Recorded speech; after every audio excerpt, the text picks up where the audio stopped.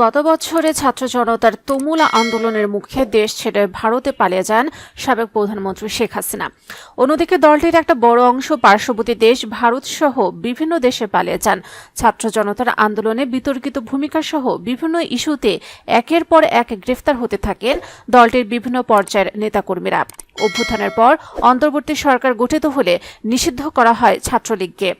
এবার নিষিদ্ধ ঘোষিত দলটির নেতা কুড়িগ্রাম জেলা ছাত্রলীগের সাধারণ সম্পাদক সাদ্দাম হোসেনকে রংপুর থেকে গ্রেফতার করেছে ডিবি পুলিশ।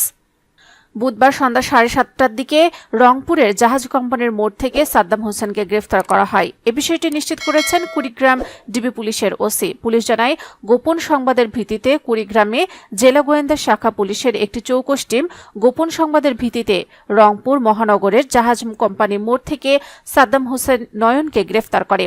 পরে রাতেই তাকে কুড়িগ্রামে নিয়ে আসে পুলিশ। গ্রেফতারকৃত ছাত্রলীগের নেতার বিরুদ্ধে কুড়িগ্রামে আশিক হত্যা মামলা ও টেন্ডারবাজি সহ একাধিক মামলা রয়েছে।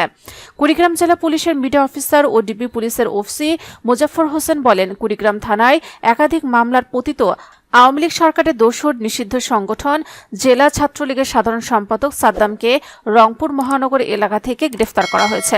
তাকে কুড়িগ্রাম সদর থানায় হস্তান্তর করা হয়েছে। বৃহস্পতিবার তাকে আদালতে সোপর্দ করা হবে।